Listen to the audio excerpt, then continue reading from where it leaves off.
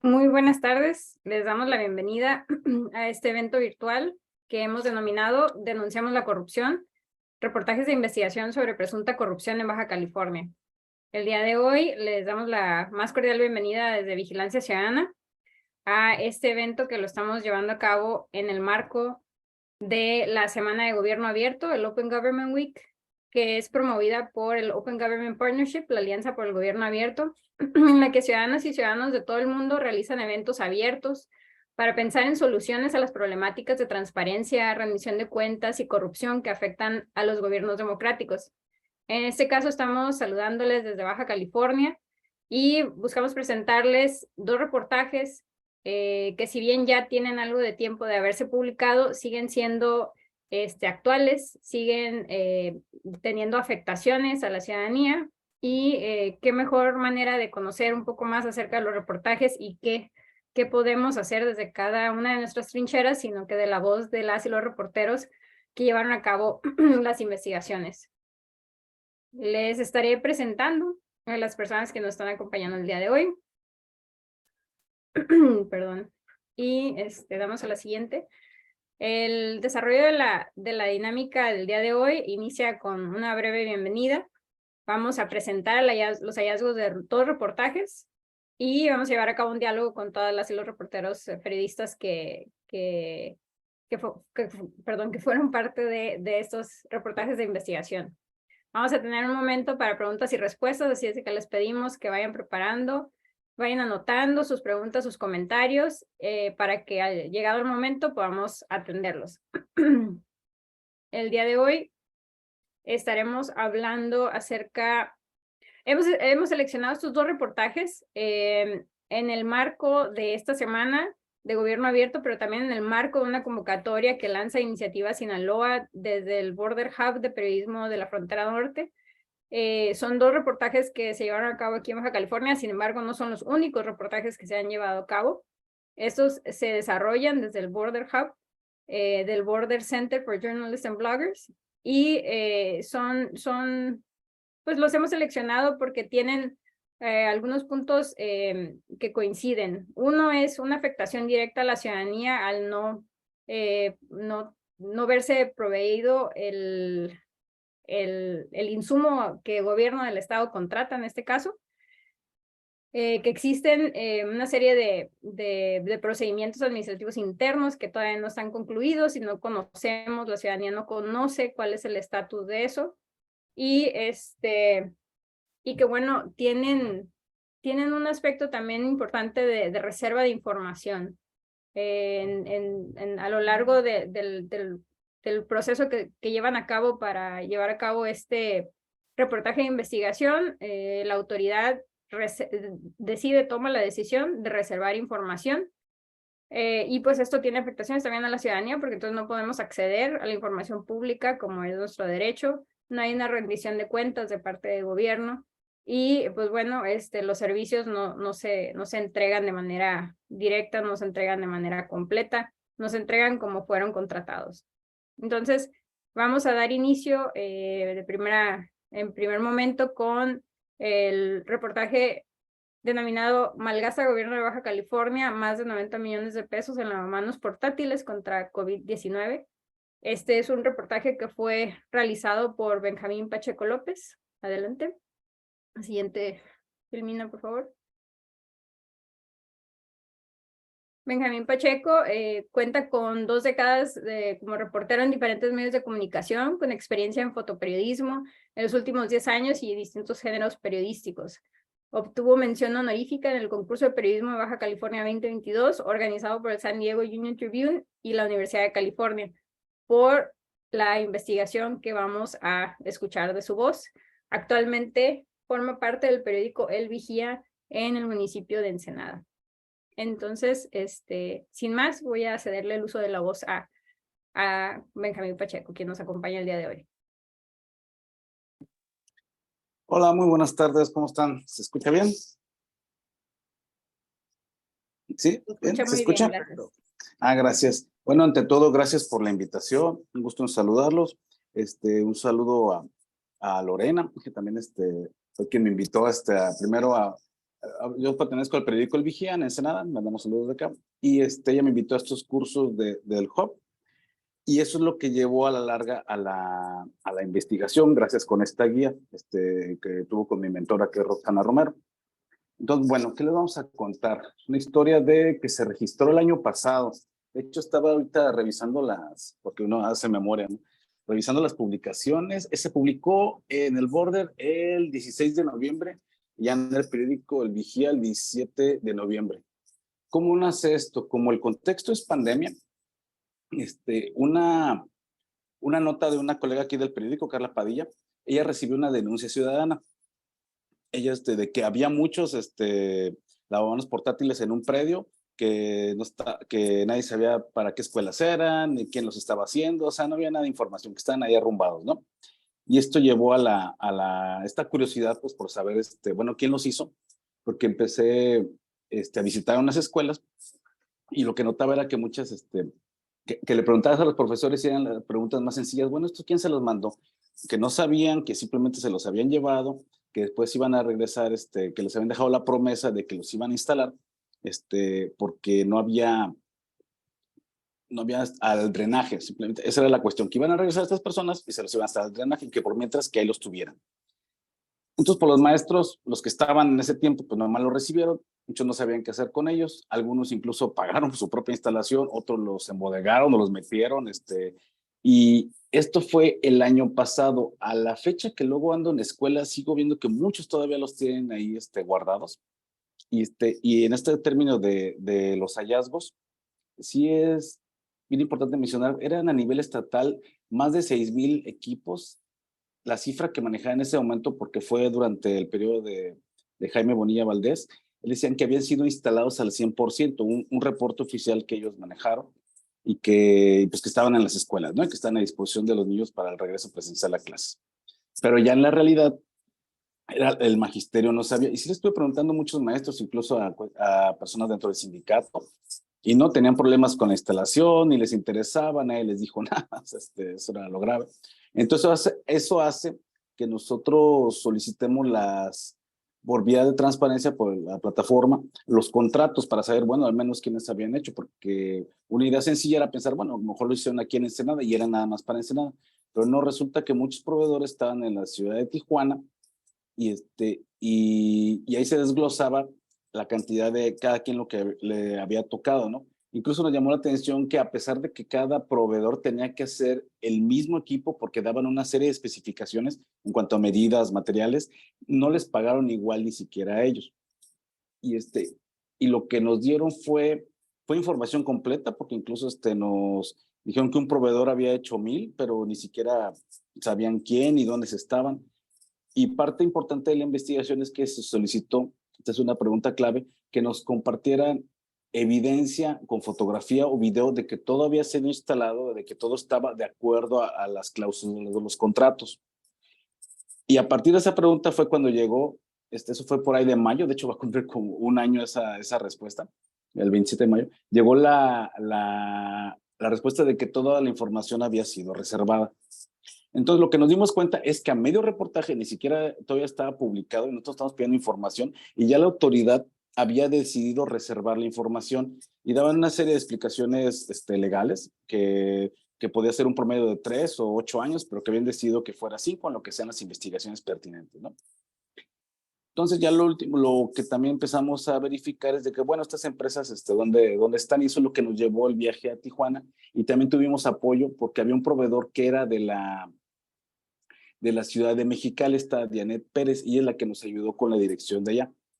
Y, no, pero Dianet Pérez, la periodista, fue la que nos ayudó, un proveedor estaba allá en Mexicali, ¿no?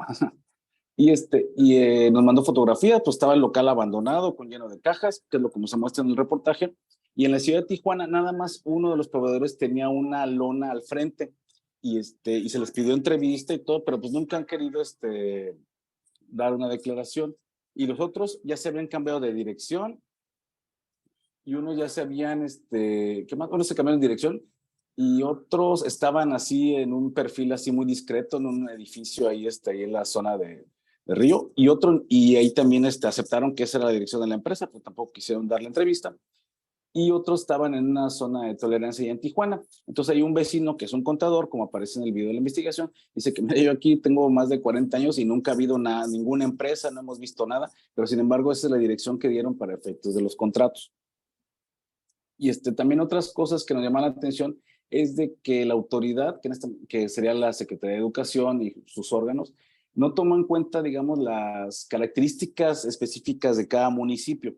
Entonces, a todos les dio el mismo tratamiento. Sin embargo, en aquella época y todavía había un problema muy, muy fuerte de agua en Ensenada, de falta de agua. Entonces, parte de los comentarios era de, oye, ¿cómo le entregas lavamanos a escuelas que ni siquiera tienen acceso al agua?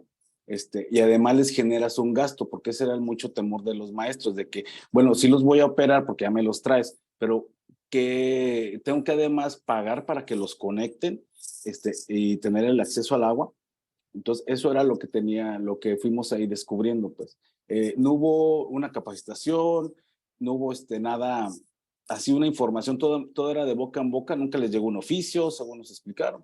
Y también lo que nos llamó la atención, que fue un comentario de una lectora que lo tengo presente, de que incluso en el diseño de los lavamanos, que eran para educación básica, primaria y secundarias, no habían tomado en cuenta una cuestión ergonómica, la estatura de los niños o para la población que usara sillas de ruedas, o sea, no había esa facilidad.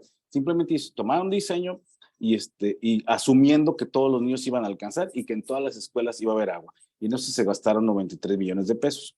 Sin embargo, en la sumatoria de los contratos, porque enviaron así archivos y archivos, también nos dimos cuenta que había el COBACH, los colegios de bachilleres tenían su propio modelo. Y cuando pedimos que transparentaran las características, eso ya no lo quisieron compartir. Simplemente dijeron que el diseño estaba a nivel federal y que ellos lo habían tomado y que ya era todo, ¿no? Que no había ningún... y el contrato de este proveedor, a diferencia de los otros para escuelas primarias y secundarias, reservaron sus datos, entonces no había una forma, digamos, de rastrearlo físicamente, a menos que, y ya hasta que conseguí en internet rastreando el nombre y todo eso, un proveedor, pues sí recibió la llamada, que sí existía, pero que de eso de que no estaba ahorita disponible la persona que podría hablar de los lavamanos. Y esa fue la única respuesta que tuvimos.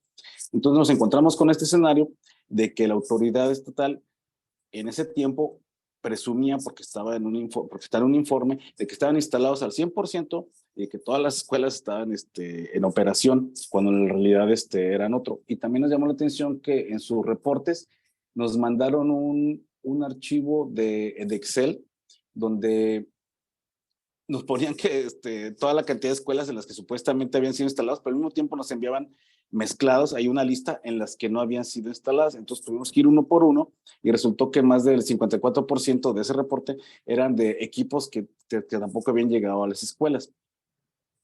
Y mientras estábamos descubriendo todo eso es cuando la autoridad decide reservar la información y es como, digamos, se mantiene hasta ahorita.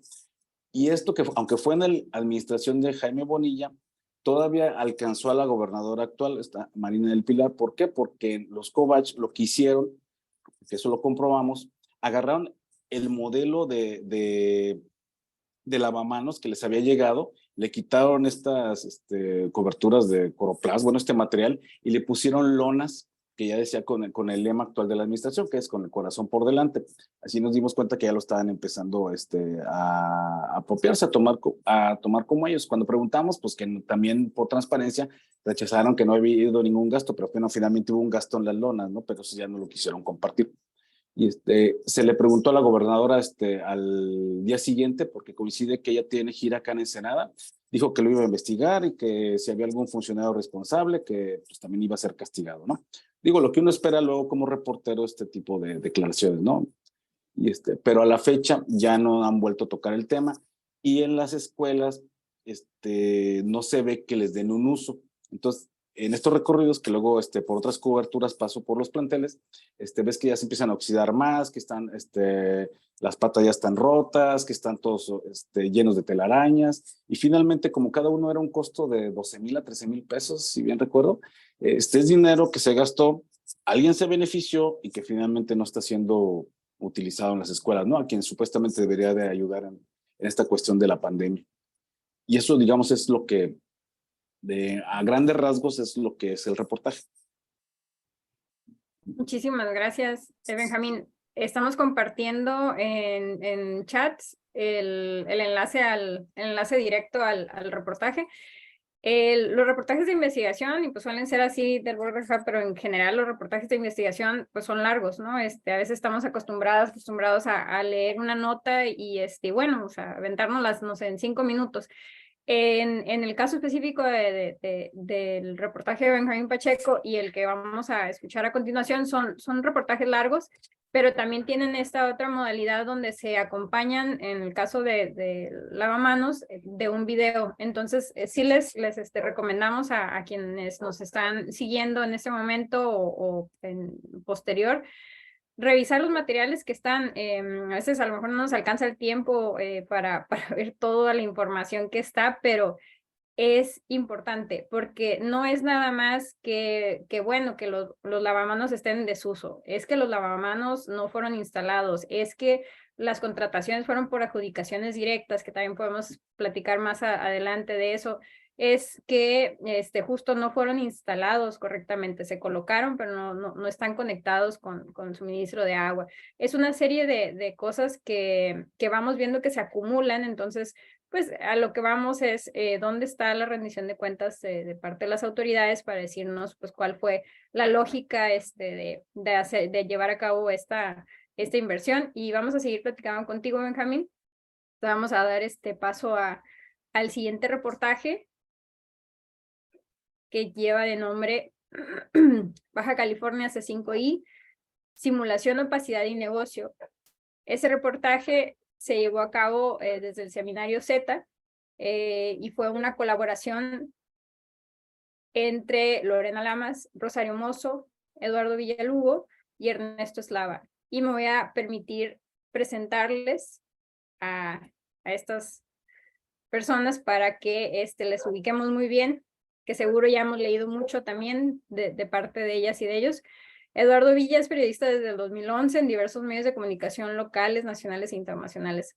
Actualmente es corresponsal en Mexicali e integrante del Consejo Editorial del Seminario Z. Es participante del Border Hub, el Border Hub que lleva a cabo el Border Center y el International Center for Journalists and Bloggers, y es coautor del libro Periodismo de Investigación en el ámbito local, transparencia, acceso a la información y libertad de expresión. Vamos a leer también de Lorena Lamas. Ella es actualmente mentora en el Border Hub de Periodismo de la Frontera Norte. Es reportera y editora de investigaciones en el Semanario Z en Tijuana, con temas enfocados en seguridad y corrupción. Ella ha colaborado en medios digitales como Milenio, La Jornada, Agencia Presentes, Agencia Reuters, Expansión y Sin Embargo. Rosario Mozo es reportera del Semanario Z desde 1989, donde es editora general desde 2006. Ella colabora con los portales Sin Embargo, Aristegui Noticias y Proceso.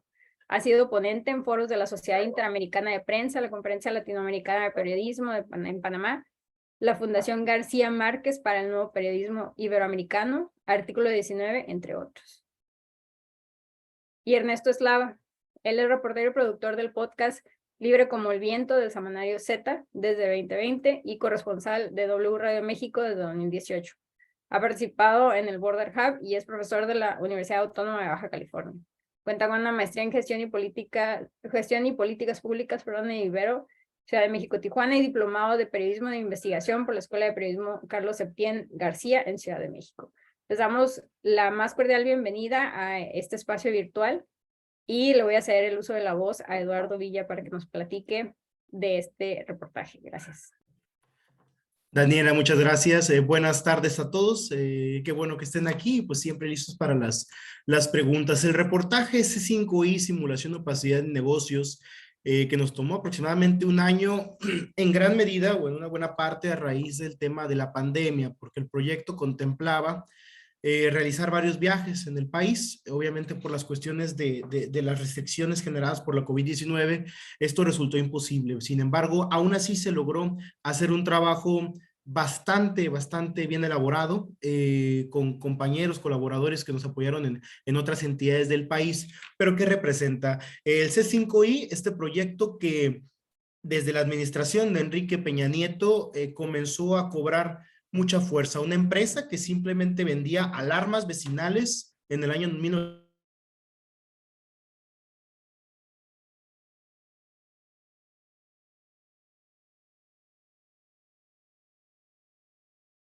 la persona que justamente forma parte de este vínculo pues político del priismo más orgánico, ¿no? Del Estado de México. A partir de ahí se da este gran beneficio a esta empresa, que es un proyecto C5I de todo un sistema de videovigilancia y fibra óptica que pretende ser los ojos prácticamente en Baja California.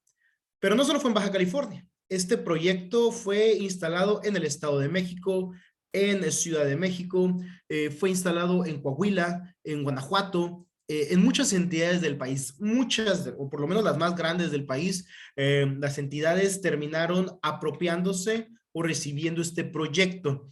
Algunos, como el de la del Estado de México, que alcanzaban o superaban fácilmente los 4,000 millones de pesos, que eran entregados de manera directa a la empresa, y que todos los contratos tenían una característica, se ofrecían sin precio unitario, es decir, todo el complejo C5I se ponía como un único precio. O sea, no te establecía cuánto costaba cada cosa, ¿no? Desde las cámaras que se iban a instalar, desde qué tanta fibra óptica se iba a utilizar, botones de pánico, computadoras, los software que se implementarían, los arcos carreteros que se implementarían.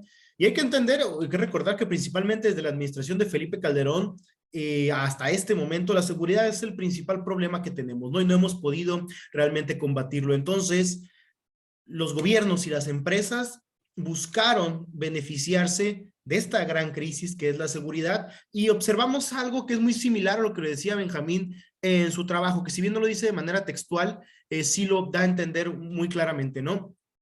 Ante una necesidad, te plantea una solución sin proyección y sin plan. Simplemente nos estaban diciendo que esto nos iba a dar una solución en el tema de seguridad sin decirnos cómo, sin decirnos una proyección, sin decirnos una medición, cómo se iba a hacer, si todas las condiciones estaban dadas. Ahí, a raíz de que Baja California adopta este proyecto en el que quiere instalar todo un sistema de videocámaras, es cuando empezamos a trabajar. Arranca desde la administración de Francisco Vega de la Madrid, el último gobernador panista de Baja California. Empezamos a revisar y empezamos a tener grandes problemas para obtener la información. Como datos se los digo, fueron más de 110 solicitudes de acceso a la información que se tuvieron que realizar a lo largo de este año de trabajo para poder llevar a cabo este ejercicio. Muchas de esas peticiones de información terminaron respondiéndonos 3, 4, 5 meses después de incluso publicado el reportaje, porque había una restricción de los gobiernos estatales bajo el argumento de que los temas de la seguridad eran temas que estaban por encima de la transparencia, es decir, que conocer cómo funcionaban las cámaras, cuántas cámaras había, dónde estaban ubicadas, los arcos carreteros y la inversión, ponían en riesgo a la seguridad de Baja California. Bajo este argumento que realmente fue más que pisoteado en varios momentos por los argumentos jurídicos que llegamos a implementar, y que a lo largo de los años se ha quedado más que asentado y claro que la instalación de videocámaras no pone en riesgo realmente a la ciudadanía, por lo menos conocer el trasfondo de los mismos. En Baja California el proyecto fue de 800 millones de pesos, 790 aproximadamente, es lo que se terminaba por ofertar después de un severo y complejo momento para Francisco Vega de la Madrid, gobernador en ese entonces, que pretendía instalar un proyecto de 2,000 millones. Al final, por la presión social, terminan cambiando el esquema, lo bajan a 800 millones y aún así, el proyecto nunca se echa a andar.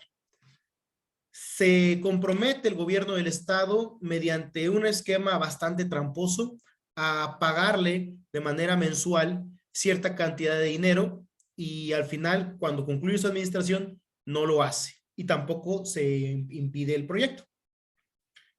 ¿Qué es lo que pasa en esta situación? Ya cuando entramos en materia del reportaje nos damos cuenta que las videocámaras, por ejemplo, tenían una capacidad en 2018 de 2 megapíxeles.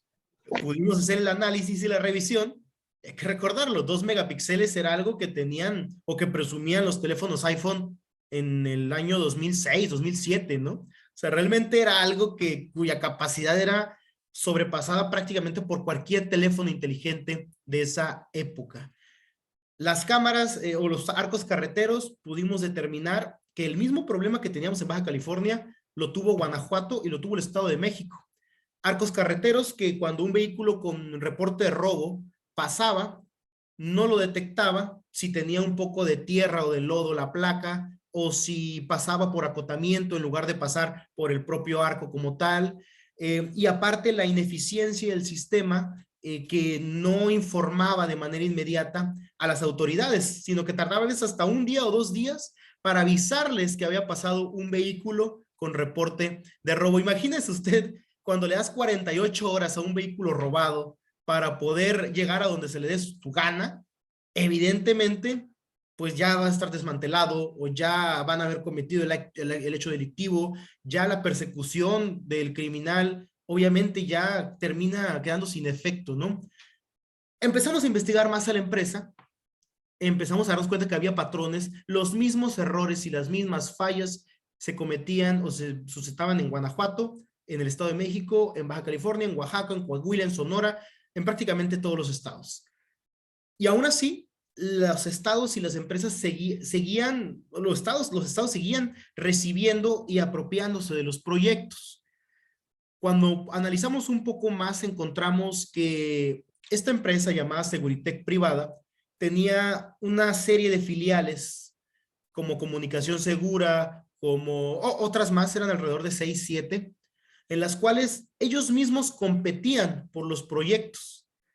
En el estado de Sinaloa, compitieron 4 empresas por este mismo proyecto, se vendían como si fueran empresas diferentes, con representantes legales diferentes, y uno lo ganaba, pero cuando competían en otra entidad, los que eran representantes legales de una empresa, ahora eran los representantes de la otra. Y así empezaron a intercalarse. Se termina siendo un gran número de representantes legales, de propietarios, de personas alrededor, todos ligados a el Estado de México, al priismo del Estado de México. Ahí encontramos mediante una asociación civil que comparte oficinas con la empresa Seguritech Privada, esta asociación civil realizaba apoyo a escuelas y agrupaciones, brindaba todo tipo de apoyos, sobre todo a menores, a niños, pero lo hacía con un consejo en el cual estaban pues funcionarios de la administración de Enrique Peña Nieto, familiares de Claudia Ruiz Massieu, todo lo que usted puede imaginar, o un gran número de funcionarios y exfuncionarios de la administración peñista y de la administración de Vicente Fox Quesada, porque también este tema se da en Guanajuato, porque el Estado de México y Guanajuato son los 2 estados donde más se da o donde más permea el proyecto de Seguritech Privada, compartían realmente en esta asociación civil.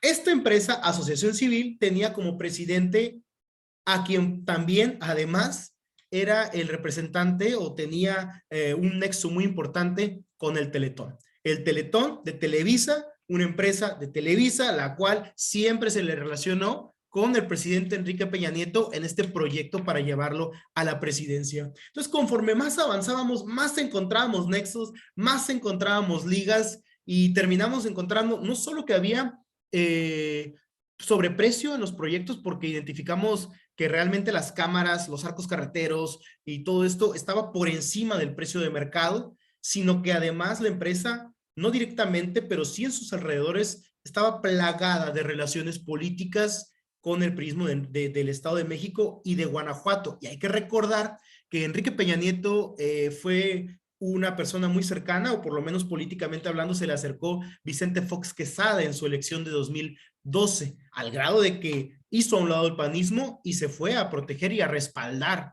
a quien después fue el presidente. Cuando vemos a Seguritech, entendemos por qué. Hay negocios en conjunto, hay negocios relacionados. Después de tanto tiempo, por ejemplo, hasta hace mucho, hasta que pudimos publicar el reportaje, muchos de los contratos de Seguritech no eran públicos porque se les había negado bajo el argumento de seguridad. Y lo peor es que los órganos electorales, los órganos de transparencia locales habían avalado estas medidas. lo cual al final logramos demostrar que era algo fuera de lugar. Entonces, ¿por qué es tan importante, tan trascendente? Porque termina la administración de Enrique Peña Nieto. Lorena y yo habíamos calculado más o menos cuánto pudo haber ganado la empresa Seguritech. Calculamos aproximadamente 20,000 millones de pesos. Y para el último año de Enrique Peña Nieto, esta empresa que en 1995 vendía alarmas vecinales, ya estaba compitiendo para poner en marcha el satélite Morelos 3, que se licitó justamente en la administración de Enrique Peña Nieto. Nomás para que entendamos el crecimiento que tuvo esta empresa siempre del lado del poder. ¿Qué representa al final o por qué es la trascendencia? Porque si bien Iniciativa Sinaloa presentó una denuncia, si bien el gobernador Jaime Bonilla Valdés aceptó que había irregularidades dignas de investigarse y se abrió una investigación interna, la administración de Marina del Pilar Ávila Olmeda, actual gobernadora, vuelve a apropiarse de un proyecto nuevo bajo el argumento de que los sistemas anteriores estaban obsoletos. Curiosamente, los sistemas obsoletos eran los de Seguritech. Y ahora se volvía a contratar a Seguritech bajo el mismo argumento. Se le ampliaba realmente el contrato que de 800 millones que se siguen pagando actualmente, ahora se les incrementa a 1,200 millones de pesos más. Es decir, en este tiempo se estarían llevando alrededor de 2,000 millones de pesos por instalación de cámaras, por instalación de todo un equipo, que hoy, prácticamente un año después de que se aprobó el proyecto, el nuevo proyecto, sigue sin echarse a andar. Y esto fue el mismo problema exactamente que se tuvo en Guanajuato, que todavía al cuarto año de su implementación no podía arrancar al 100% el proyecto, que dicho sea de paso en Guanajuato fue rentado. Por lo tanto, cuando terminó la administración, se vieron obligados a volver a rentarlo y generar más costos todavía para el gobierno de Guanajuato. Entonces, es todo un esquema muy bien pensado en el cual los estados o los gobiernos definen criterios para proyectos que son a modo y se entregan de manera directa a esta empresa y bajo el argumento de que no es una obra, sino que es un servicio, pueden libremente elegir a quien se les pegue la gana. Al final hay quebranto al erario y pues pareciera que no hay realmente, no sé si es el marco legal, no sé si es realmente pues el cinismo de las propias autoridades, que la empresa sigue operando con mucha fuerza. Tan es así que en Baja California se le dio un nuevo contrato. Y nomás un dato para cerrar, en Yucatán se contrató un proyecto mucho mejor que el de C5 con Total Play, que fue más barato, mucho más eficiente y que sigue implementándose hasta estos momentos.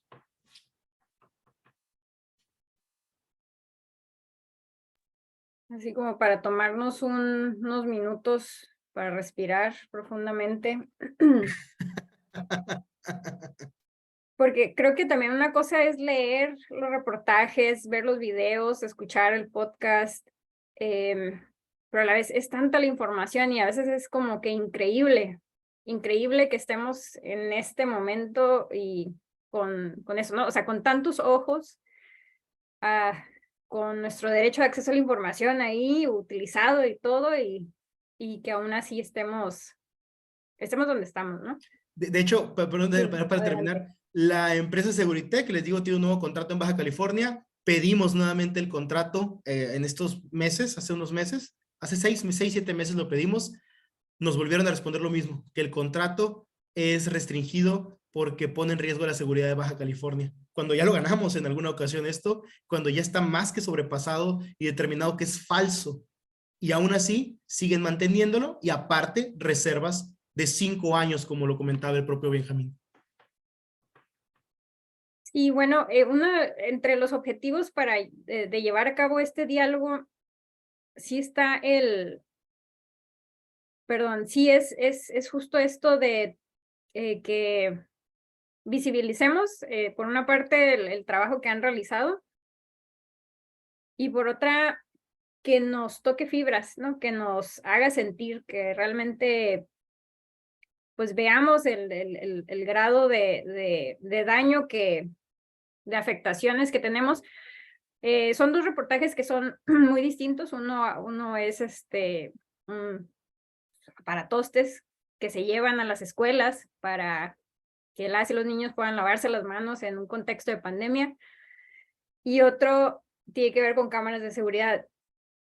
Son dos temas que en realidad pues, son muy relevantes, ¿no? Uno es un tema de salud y otro es un tema de seguridad, que son de los temas pues, principales que la percepción de la ciudadanía los ve como los principales, ¿no? De los principales. Entonces, justo por eso desde Vigilancia pues tomamos esos reportajes para avanzar. Y como les decía, sí, que nos toque fibras, que nos haga sentir, que nos haga reconocer que las cosas no pueden seguir así. Y entonces, ¿qué hacemos? ¿No? Y vamos a tomarnos un momento también al final para reflexionar acerca de eso, qué hacemos a partir de esto que estamos releyendo, volviendo a escuchar y escuchando de la voz de quienes se aventaron todo el trabajo de integrar en un documento los hallazgos de una serie de solicitudes de información y armando un rompecabezas, pues, ¿qué hacemos? No quiero tomarme un momento ahorita para mostrar en dónde se ubican toda esta serie de reportajes. Por alguna razón, yo no puedo compartir pantalla, Magali. Bueno, es la página del Border Hub, donde se albergan pues reportajes no nada más de Baja California, sino de toda la frontera norte. Sí, la mayoría de los reportajes han estado relacionados con la pandemia, con COVID-19, que son contrataciones en el marco de la pandemia, y que justo tenían este componente de ser por adjudicaciones directas, diciendo o fundamentada en que por la contingencia sanitaria, pues se podían llevar a cabo ese tipo de contrataciones, pero no se veía que tuvieran que fueran adecuadas esas contrataciones. Otro tema que muy que se muestra continuamente son cuestiones de seguridad, cuestiones de personas desaparecidas, que justo hace unos días se publica un reportaje sobre la Comisión de Búsqueda de Baja California, que va en ese sentido también, justo en inversiones grandes y que no se ven los materiales. Perdón, y les invitamos pues a que revisen los reportajes, que vean los materiales adicionales, como son los videos, como son los podcasts, y vamos a continuar con una ronda de preguntas. Al final podemos compartir pantalla de dónde están esos reportajes, y vamos a dar inicio con este diálogo. En el marco también pues, de estar teniendo este evento en la Semana de Gobierno Abierto, pues sí veíamos muy importante tocar el tema del derecho de acceso a la información, y también en el contexto en el que estamos, donde el Ejecutivo Federal se ha pronunciado en contra del órgano garante de lo nacional, el órgano que pues nos busca garantizar que tengamos este derecho de acceso a la información. Y bueno, y por ahí pues vamos a iniciar. Le voy a hacer el uso de la voz a Lorena Lamas, que nos acompaña desde Ensenada o Tijuana, pues porque no estoy segura. Estoy en Ensenada. Sí, Ensenada, y que aquí estamos bien representados. Tenemos personas de Mexicali, yo voy a decir que soy de Tecate, no estoy en Tecate, pero sí, Ensenada, Tijuana y Mexicali, ¿no? Mexicali ya lo repetí. No me falta ahí por ahí Rosarito y San Quintín y San Felipe. Lorena, desde tu profesión, desde tu experiencia, desde el trabajo específico con el C5, pero has trabajado muchos otros reportajes y también como mentora en el Border Hub, lo has visto clarísimo. ¿Cuál sería, platícanos tu opinión, tu visión, tu perspectiva de la importancia del derecho a acceso a la información y con todas las herramientas que conlleva, ¿no? Con la Plataforma Nacional de Transparencia, lo bueno, lo malo, para poder visibilizar estas cosas que nos terminan aquejando a la sociedad? Adelante. Hola Daniela, y pues buenas tardes a todos y felicitarlos por este proyecto de vigilancia ciudadana. Creo que ustedes más que nadie deben de saber que las complicaciones que es disponer de información a través de la Plataforma Nacional de Transparencia, con ese trabajo que ustedes hacen de estar vigilando el trabajo legislativo, las actividades que llevan a cabo los regidores. Entonces, pues felicitarlos, ¿no? Y comentarles que, pues sin duda, la credibilidad de los reporteros en todo México, pues siempre está en juego. Entonces, prescindir de una herramienta como la Plataforma Nacional de Transparencia sería dar un paso hacia atrás. Imaginemos un escenario donde el que teníamos antes, por ejemplo, ¿no? Cuando no teníamos esta accesibilidad a la información, era pues recibir documentos que nos filtraban los mismos funcionarios, la parte opositora. Entonces, pues estábamos condicionados a publicar esa información. Ahora, además de que nos filtran, tenemos la obligación moral o ética como periodistas de hacer una segunda, digamos, revisión o validación de estos documentos, solicitándolos nuevamente a la misma oficina, esos mismos documentos filtrados, pero que nos lo den de manera oficial. O sea, el hecho de que tengamos información extraoficial, como siempre le hemos llamado, bueno, ahora tenemos esta facilidad de conseguirla, pero de manera oficial. O sea, a ese nivel hemos llegado, ¿no? De que ya no podemos regresar, ya no podemos trabajar como lo hacíamos antes.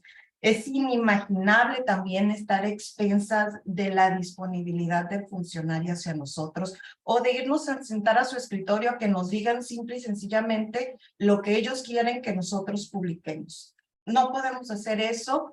Tenemos que luchar como gremio. Creo que es una herramienta o una plataforma que nos une, no solo a los reporteros en México, a los periodistas de investigación en México, sino de todo el mundo. Fíjate que yo, por ejemplo, he recibido llamadas de reporteros de otros países que, por ejemplo, me piden buscar información a través de de transparencia porque están haciendo investigaciones de extranjeros trabajando en México, trabajando con el crimen organizado, trabajando con empresas. Entonces, sin duda, esta es una ruta para nosotros y no podemos desperdiciar. Aún así, Daniela, pues repetirte, ¿no? Que cada vez es más complicado para nosotros navegar en la plataforma de transparencia. Y justamente por ustedes que tienen esta labor de vigilar a los regidores y a los diputados, comentarles que son los más difíciles de vigilar o de auditar. Yo he tenido una experiencia para poder buscar en datos abiertos de la plataforma nacional, buscar la información que ellos nos dan de sus resultados, de su productividad, de todo el trabajo que hacen en el cabildo. Y no me lo negarán que es bastante complicado poder descargar toda esa información. Y no solo eso, me ha tocado, o sea, literal, ver hojas blancas escritas a mano de su información financiera y aún así nos la envían escaneada. Es una informalidad total, ¿no? Con la que se manejan estos ediles hacia la comunidad. Y decirte, pues, que si bien es una herramienta muy buena, tiene mucho potencial todavía, o sea que en vez de pensar en eliminarla, creo que debemos potencializar esta plataforma. Nos estamos quedando muy cortos, ¿no? Porque nos mandan información incompleta. Repito, nos mandan información informal. Se reservan información porque no les conviene con la excusa, como ya dijo por aquí mi compañero Villa, ¿no? De que por seguridad. Nos cobran la información que nos dan, o sea, les tenemos que dar una explicación de por qué no podemos pagar la información pública en la misma solicitud. Nos mandan, repito, información escaneada a modo de foto, nos mandan información ilegible o nos saturan a veces de datos que son muy difíciles de procesar y analizar. O sea, es todo un sistema el que tenemos que realizar los reporteros, no solamente es agarrar y buscar información o descargar o solicitar, sino también analizarla. Hacemos un tipo de traducción de todo lo que nos envían. Yo te comento que yo todos los días tengo abierta en mi PC la plataforma de transparencia porque ya la uso, ya es una rutina para mí en el trabajo diario de periodismo. Pero pues repito, aún así creo que pues la línea es muy delgada entre el gremio. necesitamos luchar por mantenerla activa, y pues somos los únicos que podemos evitar que pues extinguir esta plataforma tan importante, que no solo eso, que también nos va a ayudar, nos ayuda como reporteros a conseguir una incidencia real en las notas que nosotros estamos publicando. Porque cuando nosotros hacemos investigación tenemos que buscar incidir en la sociedad, hacer cambios en la sociedad. Y la única manera que lo podamos hacer a través de los tribunales va a ser con información oficial, que es la que nos dan a través de este medio. Excelente, Lorena, muchísimas gracias. Gracias por todo lo que haces y lo que nos muestras en los diferentes medios en los que colaboras. También desde sociedad civil tenemos experiencia al hacer solicitudes, y que las respuestas que recibimos a veces, pues bueno, por decirlo coloquialmente, pues nos sacan de onda, ¿no? Ya sea como en los formatos que comentas, o que nos responden algo que no es lo que les estamos preguntando a las autoridades, y eso pues lo pueden hacer por mera falla en la interpretación de la pregunta, o bien para prolongar los plazos que tienen para atender una solicitud, para estar dentro de los tiempos. Y siguiendo ese orden de ideas acerca de las solicitudes, y bueno, cada uno de los reportajes que nos ha tocado leer y con los que hemos estado trabajando desde vigilancia, de los reportajes del Border Hub, hacen mención acerca de la cantidad de solicitudes de información que hacen, ¿no? Y también del tiempo. Bueno, ustedes nos compartieron un poquito el tiempo que les tomó llevar a cabo el reportaje. Y bueno, pues eso está relacionado, ¿no? Con una vez que recibes la información, una cosa es hacer la solicitud, que a veces también nos cuesta tiempo, nos cuesta ubicar a qué autoridad le vamos a preguntar. Y la otra es, bueno, la espera, y la otra es recibir la información, y la manera en cómo recibes la información. Si es en PDF, o si es una fotocopia, un PDF, una fotocopia, o si es un Excel, y el Excel pues está desacomodado, o lo que sea. Y en ese sentido, pues ahora va la pregunta, a ver si está por aquí, o creo que ya se salió, ¿verdad, Eduardo? Creo que se salió un momento. La pregunta para Eduardo, y que ahorita que se vuelva a conectar, va en ese sentido de cómo arman el rompecabezas, o sea, las herramientas que se tienen para lograr el armado rompecabezas, que pudiera ser también como una idea hacia cosas que se deben de mejorar. Las respuestas, las respuestas a las solicitudes de información debieran de tener cierto formato, que no impidan, porque al final de cuentas sí impiden el adecuado, la accesibilidad a la información. Y bueno, ahorita que se vuelva a conectar Eduardo lo platicamos. Entonces me voy a pasar con Benjamín. Benjamín, igual tuvimos la oportunidad de platicar antes, pero viendo todo este trabajo, que no es un trabajo sencillo, es un trabajo adicional a lo que ustedes hacen en el día a día en los medios en los que colaboran, el llevar a cabo reportajes de investigación, llevar a cabo estos reportajes especiales, como también les llaman, o investigaciones especiales, como le llaman en el Border. Cuéntanos, creo que ya, bueno, Eduardo ya se reportó que anda batallando. ¿Qué le hace falta al periodismo de investigación? No tanto qué les está fallando a ustedes, que son parte de esta labor, sino qué más, qué hay que sumarle al periodismo de investigación para que podamos ver mayores resultados, como comentaba Lorena, que haya una incidencia, que el trabajo que hagan no nada más se quede en una publicación, sino que vayamos más allá. Platícanos. Ok, vamos, muchas gracias otra vez. Sí, bueno, ¿qué faltará? Capaz que tiene que ser luego algo, creo, de entre muchas posibilidades. Sí, tenemos que a veces que unirnos como gremio. O sea, si yo veo que mi colega saca una investigación muy buena, o sea, también quizás sumarme a ella, darle seguimiento, o sea, dar ese tipo de incidencia. Quizás sí es algo que quizás nos hace falta hablar mucho entre los propios colegas, porque evidentemente hay una competencia, hay medios que compiten más que otros, ¿no? Pero a veces también darle ese reconocimiento entre nosotros de que, oye, que bien vi esa investigación, vi eso, o juntarte con alguien también para trabajar y armarla, que es parte de lo que he ido entendiendo que es esta labor que hace el Border, ¿no?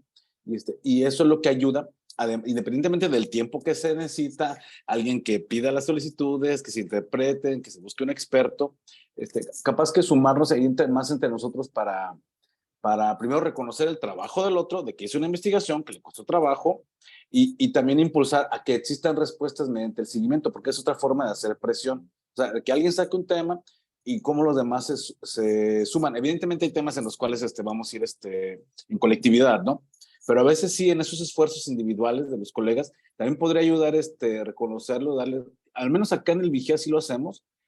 Yo mismo, o sea, si a veces he notado cosas que hacen unos colegas, se les da crédito en la nota, se refiere que es una investigación acá, y se buscan y se le da un seguimiento. Y eso también hace que los temas no se pierdan, porque es tanta la información diaria de cómo un tema va desplazando a otro, pero quizá podría también ayudar a la permanencia de los mismos.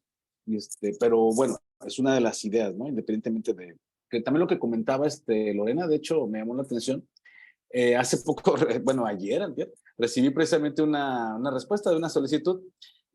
Ha sido, o sea, escanearon horrible la información. Era un dictamen de Cabildo, lo pedí, lo mandaron ilegible. O sea, te das cuenta que alguien lo hace apurado, con flojera, o sea, es que te tengo que contestar y esta es la forma y me vale si es legible y si es vergonzoso luego lo que entregan, ¿no? Entonces tú estás diciendo, bueno, se supone que este es un documento oficial que cuida una institución como es el ayuntamiento. O sea, ¿por qué una copia de algo que tú ya hiciste público me lo mandas de esa forma? Es evidentemente que es otra forma en bueno, me voy a quejar, a pedirlo otra vez para tenerlo legible, pero eso va retrasando los temas. Y también yo entiendo que es una apuesta de la autoridad de cansarnos, o sea, cansar también al gremio para que dejamos de insistir, dejamos de pedir, y como van surgiendo otros temas durante el día a día, pues pues nos vamos a ocupar en eso, ya no vamos a darle seguimiento. O sea, digamos, son parte de los escenarios con respecto a esto. Muchas gracias, Benjamín. Ay, se me fue la idea que iba a comentar ahorita relacionado con, el cansar.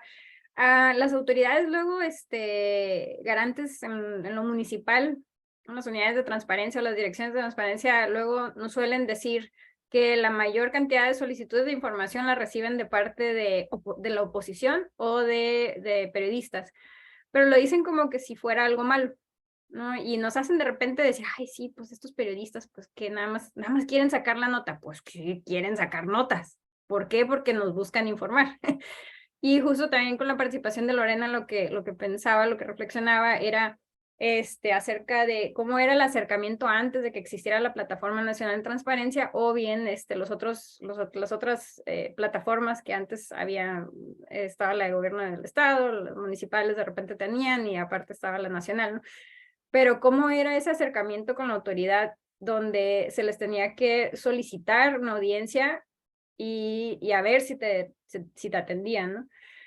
Y bueno, y algo que no queremos que se nos pase, Benjamín, también el decir, pues sí necesitan haber más personas participando en el ejercicio del periodismo de investigación, más allá de reportear, ¿no? Donde sí se ha visto como una profesión que es buena, a pesar del contexto también de seguridad en lo nacional. Están haciendo muchos esfuerzos para que eso cambie, pero que sí es parte de algo de un proyecto de vida, ¿no? Como profesionista.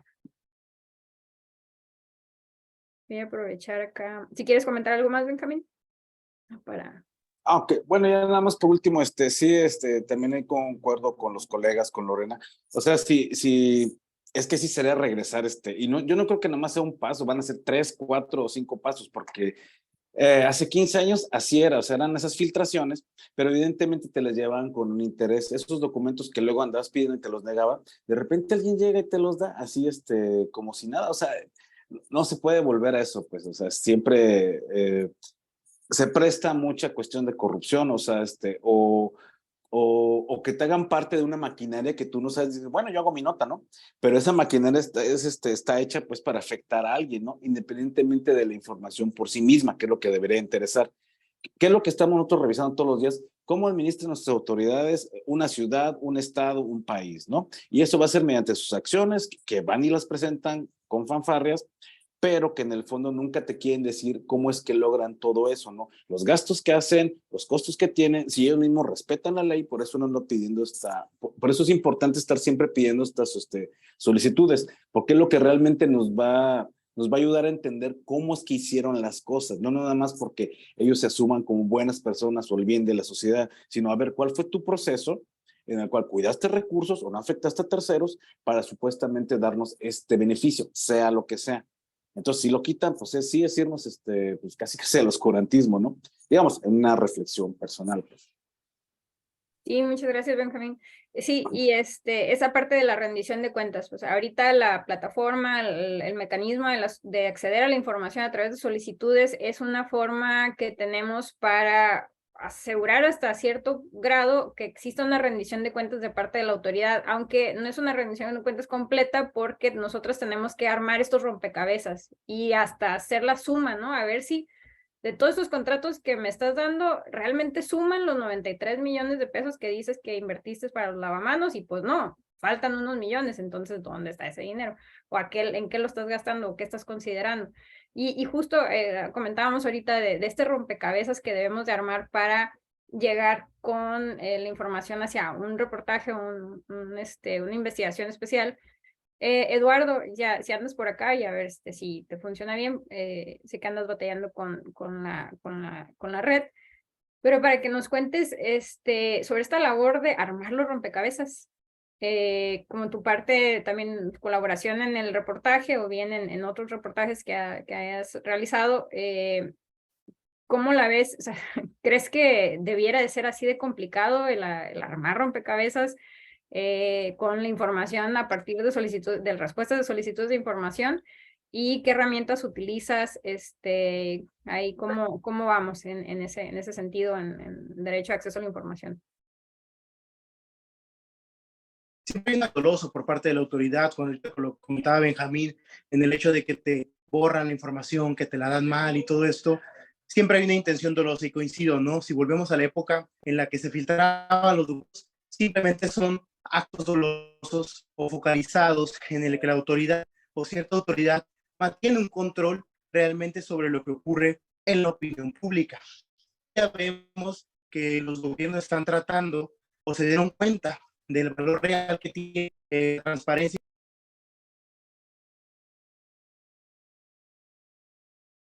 Perdimos a Eduardo, ahorita que regrese. Se nos fue ahí a la mitad. Sí, venga. Sí, nada más bueno, en lo que se conecta Eduardo, esa cuestión, sí, evidentemente la forma en que nos entregan la información es de que, bueno, yo así lo percibo, dáselas complicadas, o sea que les cueste trabajo armar la línea de las cosas, ¿no? De cómo se fueron generando. Eso sí también evidentemente es una práctica. Creo que ya pasamos como gremio la fase en la de que nos rebotaban muchas cosas porque a juicio de la autoridad las redactábamos mal o las preguntas no eran, digamos, precisas. O sea, bueno, yo creo que ya como gremio hemos ido madurando, las puntualizamos más, referimos específicamente de qué. Y de tomos, te responden como les da la gana, ¿no? O sea, también yo creo que se tiene que hablar de un escenario también de sanciones, o sea, o algo, pues, o sea, que le diga, oye, esto es importante, o sea, en esta solicitud, o sea, que al funcionario entienda que si no responde, realmente puede pasar algo más, más grave, pues, algo, no sé, ya que, ya llevarlo a otra esfera. Pero por lo mientras, eso era lo que te quería aportar. Evidentemente lo entregan lo más difícil lo que se pueda. Bueno, ahí Lorena tiene más experiencia, pero al menos lo que he visto en del reportaje, sí era a mí me fue yo creo que bien, o sea, a mí me fueron como 20 solicitudes y me entregaron de primera instancia los documentos, pero más bien siento, ya es una reflexión mía, siento que no estaban conscientes de lo que estaban entregando y fue después donde ya pusieron trabas. O sea, porque enviaron todos los contratos y yo empecé a ver, o sea, ¿a poco sí tan fácil va a ser? Bueno, debería ser, ¿no? Y ya empiezan a entregar todo, ya cuando les piden más y más pruebas es cuando ya lo cancelan. O también, eso sí no se me va a olvidar el documento de Excel, todavía lo guardo. O sea, de que, ¿quieres saber? Ahí te va y tú haces la búsqueda, ¿no? O sea, y recuerdo otras solicitudes que ¿cómo me decían? Que no las entregaban a modo del periodista. Creo que por ahí está redactado. De que tú pides algo, no lo entrega al modo de, o sea, es que había una frase muy específica.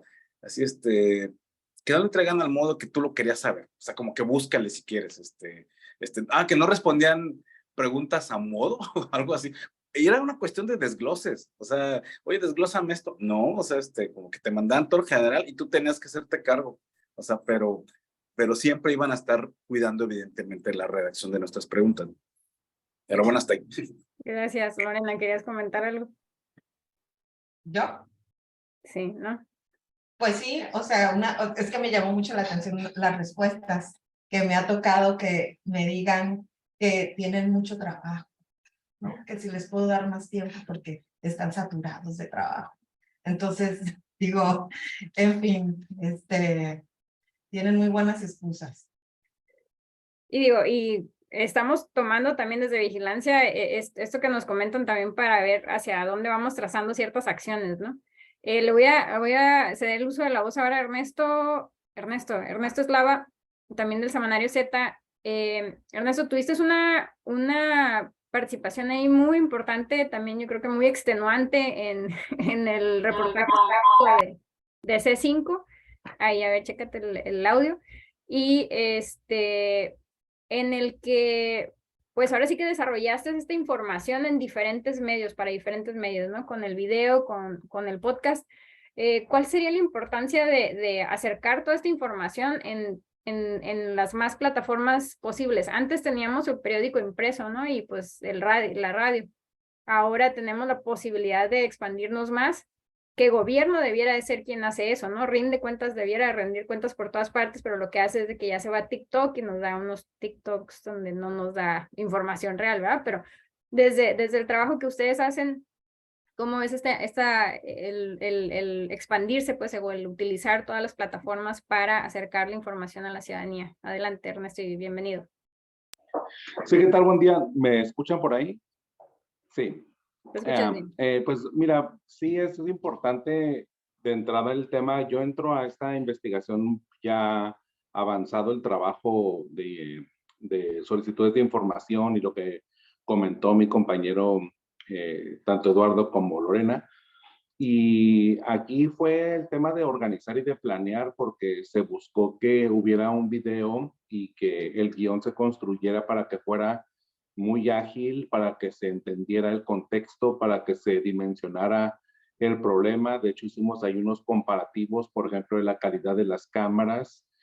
Buscamos incluso archivo de Apple porque hay un aspecto que descubrimos, o bueno, ya en la plática de preproducción, cuando comentaba, por ejemplo, Eduardo, que el pixelaje que tenían estas cámaras, pues a mí rápido se me vino a la mente como que pues tenía la resolución del primer iPhone y nos metimos al video de la presentación del primer iPhone con Steve Jobs y nos dimos cuenta que pues tecnológicamente las cámaras del C5 estaban muy retrasadas. Eso es un aspecto creo que fundamental al momento de comprender la dimensión de este reportaje, ¿no? El sobreprecio y además, pues, un rezago tecnológico que, pues, nos pone en desventaja tanto las autoridades como los ciudadanos, ¿no? Que de pronto, pues, se requieren de estos expedientes digitales para poder hacer la corroboración de información o poder revisar, pues, el trayecto, el historial, ¿no? Entonces, es muy importante dimensionar ese aspecto. Aquí creo yo lo más valioso es que nos pone en una situación en la que tenemos que ser mucho más conscientes al momento de elaborar materiales para diferentes plataformas, porque si bien es cierto, este video lo pusimos en YouTube y también en Dailymotion, pues también hubo un asunto de hacerlo en podcast y poco a poco, aunque va haciendo esto, pues el promedio o el mínimo requerido, pues el asunto es que las redes sociales van creciendo, hay otras áreas de oportunidad, otras audiencias, y pues nuestro trabajo va a tener que ser un poco más de digerir y de pensar en cómo traducir los hallazgos en un material que pueda de alguna forma impactar o sensibilizar al resto de la población, ¿no? O a las diferentes audiencias. Creo yo que este es uno de los retos de ahorita, ¿no? El hecho de que las cosas con las redes sociales van de alguna manera diversificándose y esto produce cambios en diferentes sentidos. Cada red social tiene su propio cambio, su propio ritmo y hay que comprenderlo así. Muchas gracias, Ernesto. Nada más le voy a dar ahorita el uso de la voz a Rosario, porque sé que se tiene que retirar. Si nos quieres compartir, Rosario, y regresamos, Ernesto, con lo que nos comentas. Rosario, tu experiencia, también, digo, en específico en este reportaje, pero yo sé que no ha sido el único caso, ¿no? Con el tema de la reserva de la información, ¿cómo ustedes se topan con esto, pero también pues cómo pudiéramos responder al tema de la reserva de información cuando son estos pues contratos multimillonarios y con tantos detalles? Adelante, bienvenida. Hola a todos, un placer estar con ustedes. Y bueno, tenemos que empezar por decir que nuestros gobiernos son infortunadamente generosos en los temas de corrupción y eso nos complica el trabajo. De repente se nos amontonan los temas y es un poco lo que sucede. Por ejemplo, en este caso de Seguritech, nosotros le estábamos dando seguimiento, hicimos una unión con Iniciativa Sinaloa para tratar de llevar esto a un punto en el que identificamos qué es lo que estaba en la legislación y qué es lo que se había que reformar.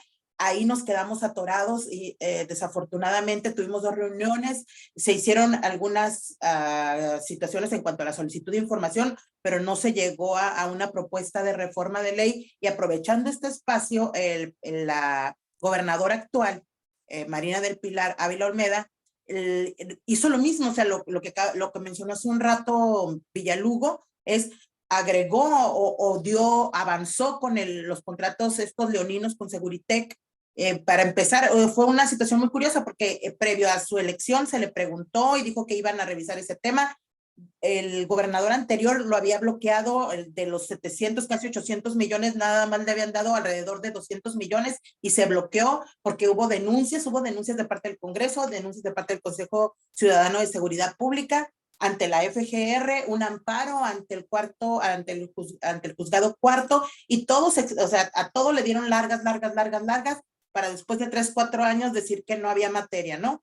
Pero en el caso de la gobernadora, antes de entrar, ella dijo que era un asunto que se iba a investigar porque aparentemente sí había algo que revisar, y incluso entrando ella dijo que, no, ya ves que estos gobiernos actuales, bueno, y en general se venden como no corruptos, ¿no?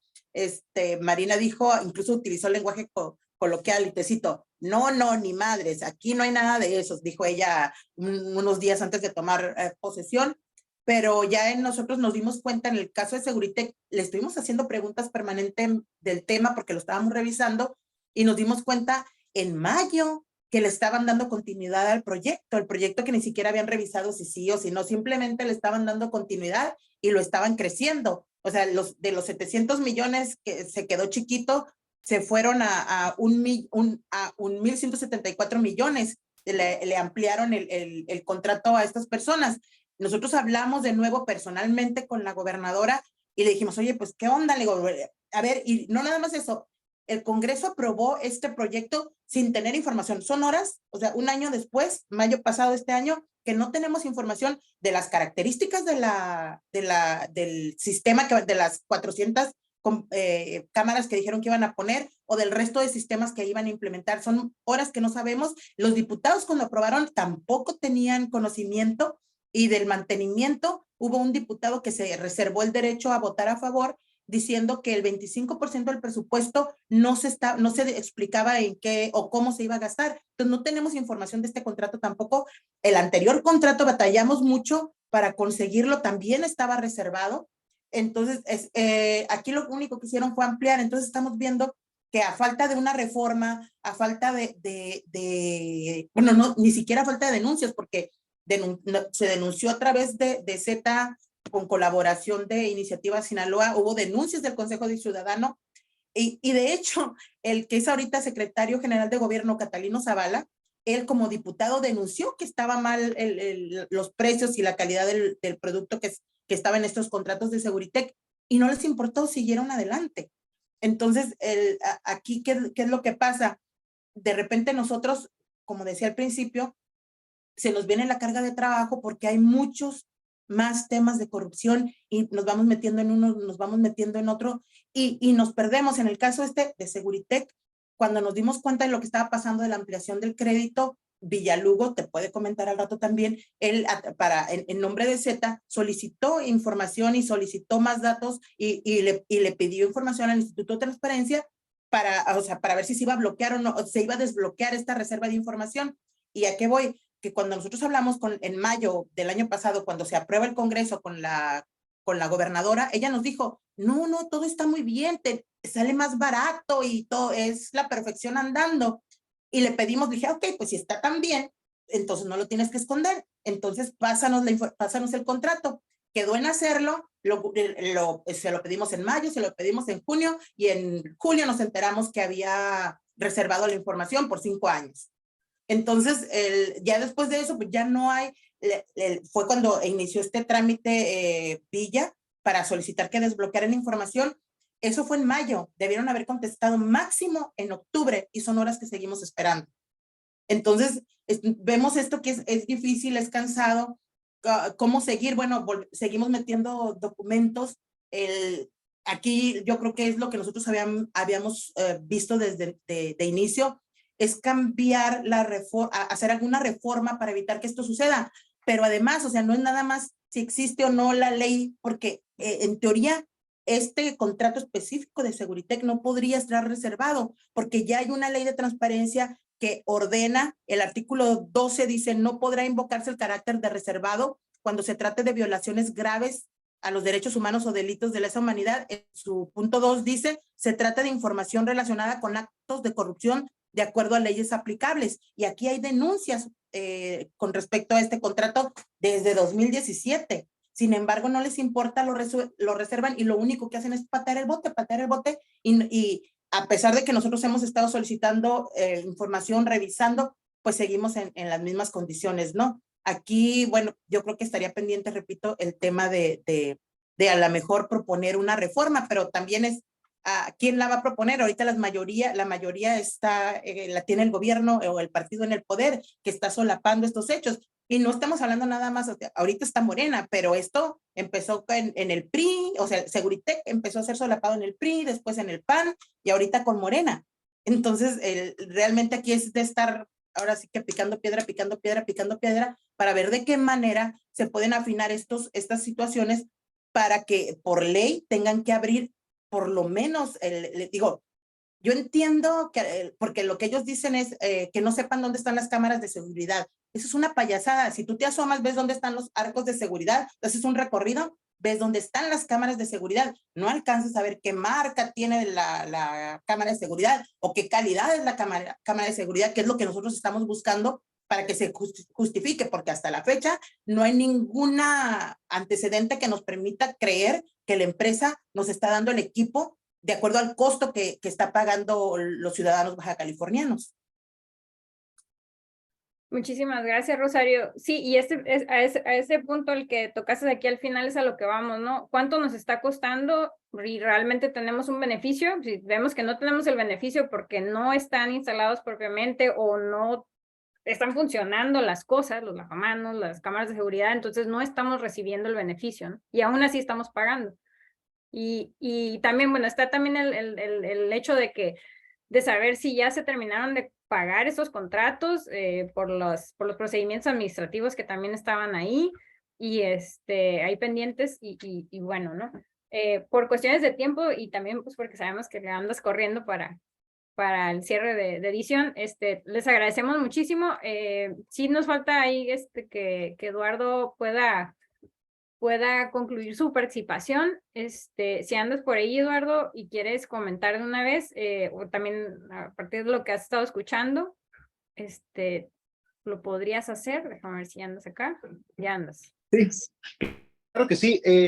Yo estoy de acuerdo con lo que decía Rosario, ¿no? El tema de las reformas judiciales sería uno de los puntos, uno de los elementos importantes a trazar, aunque es insuficiente, debido porque entendemos realmente que los actuales gobiernos no tienen realmente la interés o la intención de buscar mecanismos que realmente busquen el tema de acceso a la información. ¿Qué es lo que se tiene que hacer en estos momentos, por ejemplo, que está congelado el tema del INAI, que a raíz de o con una intención dolosa por parte del presidente Andrés Manuel López Obrador, buscar nuevos mecanismos, ¿no? Yo, por ejemplo, uno de los puntos que estoy planteando es amparos, ir a la justicia federal y tratar de empezar a presionar por ahí, porque como lo decía Rosario, hay dos puntos que son totalmente alejados del tema de la reserva de información, que de hecho realmente para que algo sea reservado en acceso a la información, tiene que ser algo muy, muy, muy exagerado, ¿no? Como por ejemplo la agenda futura de un presidente o de un gobernante, situaciones a lo mejor de seguridad nacional, que realmente tengan algún tema genuino en este aspecto, pero prácticamente todo es libre. O sea, y de hecho todo es libre, lo único que lo vuelve un poco diferente son los tiempos. No es lo mismo la agenda futura a la agenda pasada. La agenda pasada es permitida, tiene que ser pública, por ejemplo. Entonces, lo que vemos en los contratos y lo que vemos en las intenciones del gobierno es tratar de dilatar lo más posible algo inevitable, porque al final todos los plazos se cumplen, incluso los plazos de 5 años eventualmente se tienen que cumplir. Lo que buscan es omitir o burlar las reformas legales, omitir o burlar las sanciones de carácter penal o administrativa que pueden generar precisamente con este tipo de reservas. Y esto es un sistema que ya identificaron, que ya tienen como una forma de vivir, justamente oficializando, normalizando la corrupción de esta manera, ¿no? No nos queda más que pues también llevar al siguiente nivel, emprender acciones legales en aras de tratar de romper con estas o abrir brecha en los espacios de acceso a la información. Excelente, Eduardo. Muchas gracias. Y porque justo tocas el tema de la reserva de información. Vamos a ir cerrando. Ernesto, sí me gustaría que pudiéramos ahondar justo en esto. Ahora sí que, ¿cuáles son las plataformas en las que está la información? Que nos invites a que aprovechemos toda la información que están generando, en específico del Semanario Z, que quizá, bueno, yo en lo personal yo no les tenía ahí bien ubicadas el podcast que están realizando y que ya tienen tiempo realizándolo, pero para que nos invites, si tienen momento ahorita para eso, aprovechando el momento. Sí, ¿qué tal? Gracias. Lo que pasa es que estamos aquí también con Rosario. Sí, pues desde hace ya 3 años estamos haciendo este podcast Libre como el Viento, el podcast del Semanario Z. Estamos en todas las plataformas y pensamos precisamente en que este material tenía que estar trasladado a estas audiencias. Y de hecho, con eso abrimos, ¿no? En el Semanario Z, haciendo o trabajando este guión, este tema, para trasladarlo a las audiencias de podcast y a partir de ahí, bueno, incluso pues en cada uno de los números que salen impresos, tienen su versión en podcast, que es básicamente un tema de diálogo con los reporteros, con los que están llevando a cabo las investigaciones, o a veces nada más es como un poco compartir el contenido o adelantarle un poco el contenido al lector de lo que puede encontrar. Básicamente en esas vertientes van los diálogos con mis compañeros y pues sí, el asunto de las audiencias me parece que eso es fundamental porque, bueno, no es lo mismo consumir, por ejemplo, pues un contenido en TikTok, en Instagram Stories, incluso en Twitter, aunque sea en video o en fotografía, en los reels, en los carruseles. Hay muchas formas de poder llevar el contenido a las audiencias, pero mucho depende de pues el target, del gusto, e incluso hasta por las ciudades, o sea, no es lo mismo el uso de Twitter en la Ciudad de México que en Tijuana, igual en Facebook no es lo mismo el uso de Facebook en Mexicali que en Tecate, por así decirlo, ¿no? Que son en 2 ciudades a lo mejor que pudiera haber mucho más contrastes por el asunto meramente poblacional, ¿no? El meramente demográfico. Entonces, ahí yo sí, de alguna manera, pues compartiría, ¿no? Que mi experiencia para poder tener o focalizar en dónde están las audiencias o cómo iniciar el discurso, pues es de entrada viendo qué plataforma vamos a utilizar, dónde está el fuerte y de alguna forma, pues sí adaptando un poco el contenido, sí tratando de que sea más digerible, pero también pues un tanto ser compartidos al momento de pensar en que la audiencia nos tiene que aceptar, ¿no? Y de alguna manera, pues, esto no va a incidir en la investigación, pero sí un poco en la narrativa, ¿no? De pensar en desde dónde vas a contar la historia y cómo vas a poder, pues, de alguna forma impactar, porque los públicos a veces, cada quien conoce su medio y creo que eso es, de alguna forma, ya con los años de aprendizaje vemos que si nos impactan más que sea un tema sensible o que partir desde lo humano o partir un poco incluso hasta desde un tema dramático o melodramático, o incluso hasta con cifras, ¿no? O sea, a nuestra audiencia les gusta que sean en porcentajes o en comparativas con contraste, en fin. A mí me parece que está interesante, creo que ese es otro tema, pero el asunto es cómo considerar siempre la plataforma y nosotros mismos ser nuestros críticos al momento de incluso de dar el pase de saque, ¿no? De pensar cómo nosotros consumimos nuestro contenido en redes sociales y a partir de ahí ver qué características o qué es lo que nos atrae de esa plataforma o de ese contenido, aunque sea chusco, aunque sea algo cómico o pasando por incluso algo noticioso, ¿no? Analizar qué tipografía, lo grande que está la tipografía, qué tan invasivo, porque a veces uno quiere meter toda la información en un solo cuadrito y a veces es imposible, ¿no? Entonces, hasta el tema de los videos que hacemos aquí en el Semanario Z todos los viernes, también tiene que ver con una estructura para poder de alguna forma desmenuzar y ya todos hemos tenido como la disciplina y el compromiso aquí en el Semanario de producir cuando hacemos material gráfico, material en video, tener como la habilidad para poder identificar frases pues sí, oraciones muy concretas que puedan darle forma y darle la información necesaria para que el lector esté informado y que con el video pueda tener una muy buena idea de a lo que nos referimos, pero también lo suficiente como para dejar la curiosidad y pues entren a leer el semanario, ¿no? Excelente, Ernesto. Sí, justo es hacer accesible la información, que digo, gobierno tiene la obligación de hacerlo, y luego nos dice, ahí está la información en los Excels y con hipervínculos, y eso no es accesible, ¿no? Entonces, pues lo que ustedes han estado haciendo es justo el buscar hacer accesible la información. Una vez que llevó todo un procesamiento esa información y que era también parte de lo que hemos estado platicando, estos rompecabezas que se arman a partir de las respuestas de solicitudes de información. Y muy importante también lo que comentas de ubicar la audiencia, porque es que también estos temas, digo, es obligación de gobierno, pero también también participamos en todo este armatoste, sociedad civil organizada. Las organizaciones también aún nos sigue fallando porque pues no nos podemos profesionalizar en todo. Benjamín lo comentaba, como el gremio también se ha ido profesionalizando, nosotras también, o sea, nada más con decirlo, ¿no? En las solicitudes de información, pero también en cómo acercar la información a la ciudadanía, a los temas, para que haya una respuesta. Lo que buscamos es promover respuestas. También lo comentó Lorena, que haya incidencia, o sea, que sucedan cosas a partir de la información que se presenta, el acercamiento de los temas, que suceda algo que pues deba de promover un cambio, ¿no? Un cambio pues definitivamente en positivo. Y así que les agradecemos muchísimo lo que nos han estado compartiendo. Sí hay preguntas. Y van, las voy a, voy a tratar de resumirlas y vamos viendo cómo alcanzamos a darle respuesta, pero de entrada el tema de la reserva de información, entendemos que sí hubo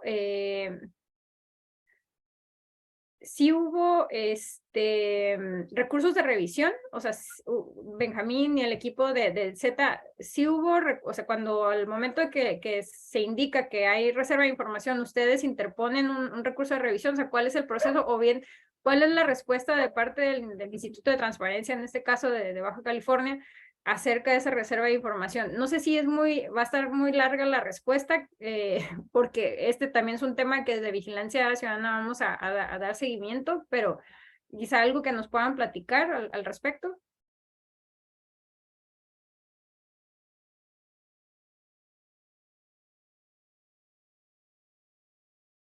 Adelante, Benjamín, nada más que no sé si se está fallando la señal. Acá es la conectividad. Sí, bueno, en mi caso yo nada más estaba ahorita revisando esto. Lo que pasa es que como yo solicité la evidencia en fotografía o en video, así de que habían entregado, ahí la respuesta ahorita está revisando lo que respondió el órgano interno de control de la Secretaría de Educación, de que, primero, que existía una investigación administrativa y que estaba impedida física y materialmente para remitir los documentos referentes a las investigaciones. Digamos, eso fue lo que respondió, y que estaba obligada a guardar el sigilo procesal. También ahí le pedí sí, perdón. Y lo último, que no se divulguen hasta en tanto no se resuelva en definitiva. O sea, ahí están diciendo prácticamente que en lo que ellos que yo fuera paciente, pues, mientras ellos investigaban por 5 años, para después decirme ya, mira, ya dejamos estos materiales, ya los revisamos, ya te podemos decir, ¿no? Y, y la que dio un poco más de información fue la Secretaría de ¿cómo se llama? De la de Función Pública, la Honestidad de Función Pública, de que había 144, que habían abierto 144 expedientes sobre ese tema de los lavamanos públicos, y que también por eso reservaban, porque tenían que revisar todo eso. Y pues hasta ahí, digamos, eso ya fue hasta donde llegué, pues en ese caso, donde yo me quedé atorado. Muchas gracias, Benjamín. Sí, entonces donde el acercamiento ha sido más a las autoridades, no tanto al órgano garante, o sea, al Instituto de Transparencia, pues, o sea, donde es quien debiera de garantizar, pues, que el acceso a la información esté dado, ¿no? Y en el tema del C5, nos comenta acá Michael Velázquez, en Baja California fue el secretario de gobierno, el actual secretario de gobierno, ¿no? De los principales defensores de la propuesta del C5 a cargo de Seguritech. Nos pregunta si ha recibido, ustedes saben, yo ahorita no lo tengo presente, si ha recibido sanciones o ha habido llamamientos de parte de alguna autoridad o de la Auditoría Superior del Estado, o hasta temas de fiscalización por este hecho de que no fueron plenamente instalados ni puestos en marcha todo lo que se contrató y lo que se fue pagando al respecto. No sé si aquí anda todavía Lorena, Eduardo, que ustedes sepan, Rosario, Ernesto, al respecto. Pues en este asunto sí fueron llamados, pero bueno, y de hecho nos apoyamos mucho con el Consejo Ciudadano de Seguridad Pública, que fueron también los que interpusieron denuncia de nueva cuenta. Son estos organismos ciudadanos los que apoyan en estos procesos, ¿no? Porque finalmente como periodistas pues tampoco podemos estar litigando. Y bueno, las audiencias por la parte acusada han sido diferidas. Eso es la única información que tenemos.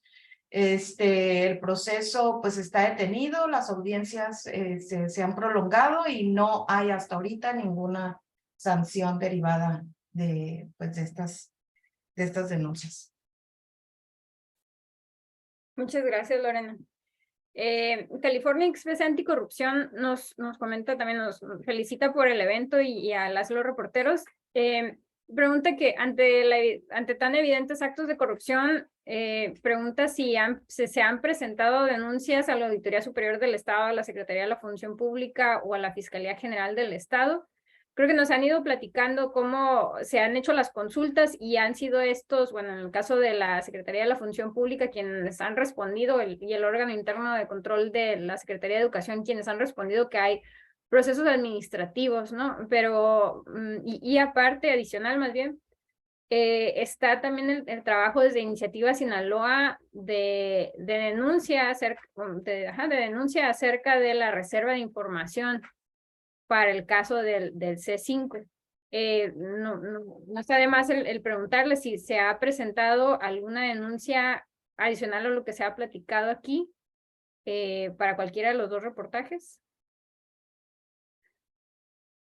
Y bueno, y vale la pena mencionarlo porque también se ha platicado muy, bueno, en varios espacios del Border Hub se ha platicado cómo, hasta dónde llega el papel, ¿no? Bueno, ¿qué papel tenemos cada una de estas profesiones, estas estas personas que somos en nuestras profesiones, en el control, combate a la corrupción, donde desde el periodismo de investigación, pues ustedes hacen toda una chambota que ya no los han estado platicando, generan información legible, estructurada, de donde podamos tomar, y entonces sí le corresponde a otra instancia el llevar a cabo las denuncias, ¿no? En primera debiera de ser la autoridad o los órganos internos de control, la Secretaría de la Honestidad Pública, quienes arman estas carpetas de investigación a partir de la información y le dan, ¿no? Por el tiempo que les vaya a tomar, que sabemos que es muchísimo. Pero ¿cuál es el papel que jugamos entonces como sociedad civil organizada o como ciudadanos de pie en esto, donde sí es importante saber si existen denuncias, si existen procesos administrativos, cuáles son esos procesos administrativos, en los reportajes nos los comparten, y cuál es el estatus, ¿no? Entonces, todas esas son preguntas, creo yo, que están pendientes de responderse, no por ustedes, no por nosotras, sino por justamente la autoridad.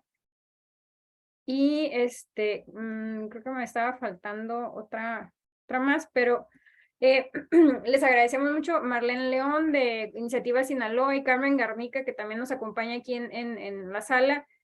Son compañeras aliadas, tanto del Border Hub como de Vigilancia, y vamos a estar trabajando de la mano también para avanzar en estos temas que hemos estado platicando.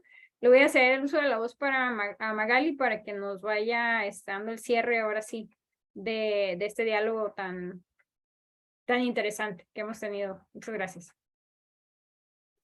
Muchas gracias, Daniela. Me sumo al agradecimiento a los periodistas y los periodistas que nos acompañaron hoy. En nombre de todo el equipo de vigilancia, también agradecerles por la organización de este evento, Daniela, Shelly, Jair, su servidora. Y me toca hacerles un aviso muy importante antes de irnos, que les voy a compartir aquí en la pantalla, y que es pues una invitación a que sigamos estos trabajos, a que pues la mejor manera de solidarizarnos con el trabajo que ustedes ya hicieron como periodistas es, justo como se ha platicado, pues seguir empujando estos temas. Y pues invitamos a quienes nos han acompañado en la sala, quienes nos ven en Facebook o quienes estén viendo la grabación, a unirse a esta reunión de trabajo para este proyecto que estamos titulando ¿A ti cómo te afecta la corrupción? Que será el 25 de mayo, es decir, en 2 semanas, también el jueves, a las 11 de la mañana, vía Zoom, y ahorita les ponemos la liga en el chat. Daniela, si me ayuda, se pone la liga en el chat por si quieren registrarse de una vez. Y aquí pues seguiremos aprovechando y fortaleciendo estas alianzas, ¿no? Entre sociedad civil, periodistas y academia, y quien guste unirse es más que abierta la invitación. Y bueno, también quisiéramos mostrar visualmente pues unos agradecimientos para ustedes por habernos acompañado hoy en la forma de reconocimientos digitales que ya les haremos llegar, pero por lo pronto se los mostramos, que es un reconocimiento, en este caso el que vemos es el otorgado a Rosario Mozo, en agradecimiento por su invaluable participación como ponente en el evento Denunciamos la Corrupción, reportajes de investigación sobre presuntos casos de corrupción en Baja California, realizado en el marco de la Semana de Gobierno Abierto 2023, firmados por la doctora Cheryl Álvarez Torres, directora general de Vigilancia Ciudadana BC. Y bueno, los voy a pasar aquí en la pantalla también al reconocimiento y agradecimiento a Lorena Lama, a Ernesto Eslava, a Eduardo Villa y a Benjamín Pacheco. Que nos haremos llegar a la brevedad. Y Gracias. muchas gracias a ustedes. Ya está en el chat la liga, también la ponemos ahorita en Facebook para pues, la reunión de trabajo y seguimiento y seguir empujando estos temas y denuncias desde la ciudadanía. Muchas gracias por acompañarnos y que tengan una excelente tarde y resto de la semana. Gracias. Felicidades. Gracias, pasen buena tarde, gracias. Gracias. Gracias. Un gusto, que tengan buena tarde. Bye. Bravo. Saludos. Ay,